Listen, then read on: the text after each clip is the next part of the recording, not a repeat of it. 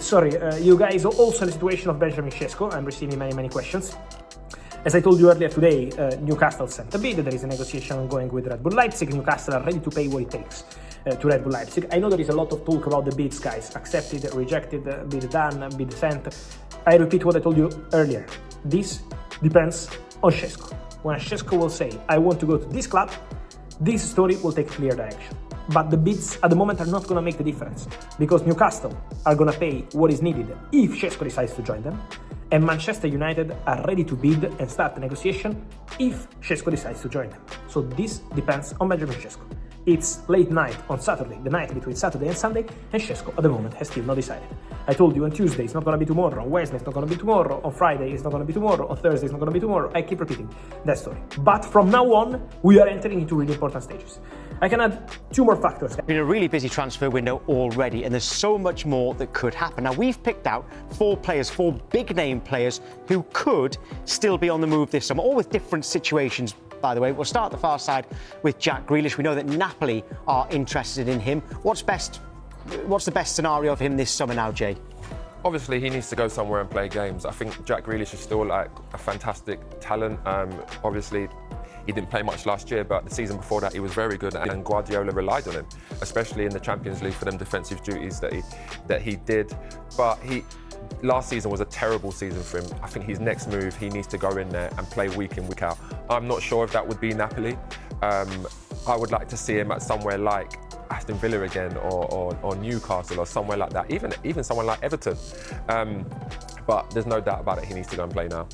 And England, Mark. Well, World Cup is important next year. Yeah. That's it. Every single player, there's a number of players that will be thinking about next summer, and they need to position themselves throughout the course of this transfer window in a club where they feel like they're going to get game time and give themselves the best platform to play. And that's what's crucial for Jack Grealish. He needs to be somewhere, where he's happy and he's enjoying his football. He's 29 years old. He's getting to that stage now where people, his resale value is going to start to fall, and he's on big wages, which is another big issue. You may see Jack Grealish move towards deadline day, the back end of this month, because a lot of teams will be interested, but the financial package that Manchester City want right now will change as you get closer to deadline day, and they'll be thinking, we want to shift the wages off the wage bill. He's not going to get game time here, so therefore we're going to have to accept the next best offer, and ultimately it will be about where Jack feels comfortable. Could see him going abroad as well. A number of teams in Europe will be interested in him. If Manchester City can do a bit of the heavy lifting with his wages, you could see a deal facilitate there, but he'll want to play Champions League, and he'll want to be at a club where he can give himself the best opportunity to be in Thomas Tuchel's squad. And just one more thing there as well. It's not easy adapting in a foreign country as well, especially someone like Italy. He'll have to learn a new language. That's going to be difficult for him. I feel like his best landing spot would be in the Premier League.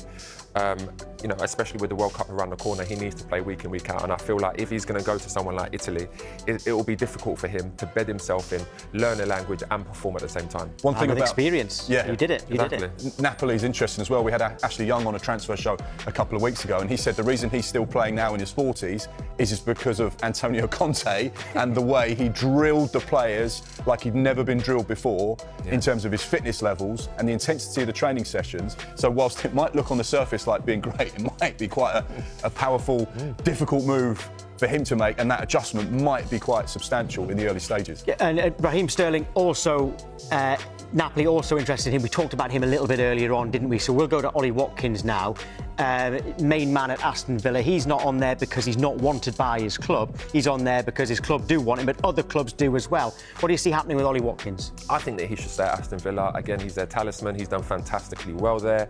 He's earned himself in a place in the England squad regularly. I feel like to go to Man United now, it wouldn't benefit him. Financially, it probably would, but I feel like staying at Aston Villa now is the best move for him.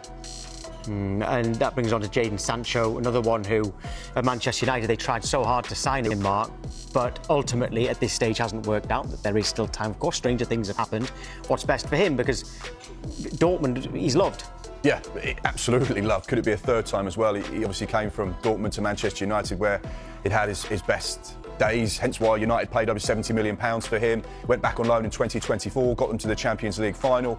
And again, there's this flirtatious interest once again from a club that he's had so much happiness with. You could see why there is interest, but again, he's got a year left on his United deal with a club year option. It's unlikely they're going to trigger that, so they'd like to try and do a permanent sale this summer if they possibly can. But wage is a big problem, and that's where Manchester United will have to say, right, we'll make a quite hefty contribution to facilitate a potential deal. Jadon Sancho, like Marcus Rashford, may have to take a little bit of a pay cut to make it happen. So one to keep an eye on, that's for sure. Again, this is a situation where we're talking about Sancho that's earning huge money. Like you said, he's got a year left on his deal with a club option. The club definitely won't take that up. Is he willing to just sit there and play bit parts for Man United? Because if the deal is not right to go somewhere else financially, it's a situation where it's difficult to leave that now. I mean, I've spoken to agents before and they always say, never leave money on the table because you never know what's going to happen. He might get an injury next year that puts him out for a season. Then he's at a club that's paying him a fraction of his wages, and it's difficult. So people will say, he should move, he needs to go and play football. But ultimately, if it doesn't make financial sense, sometimes it's better to stay at the club. Yeah, right, let's see what happens with them. Jay, thank you very much this morning.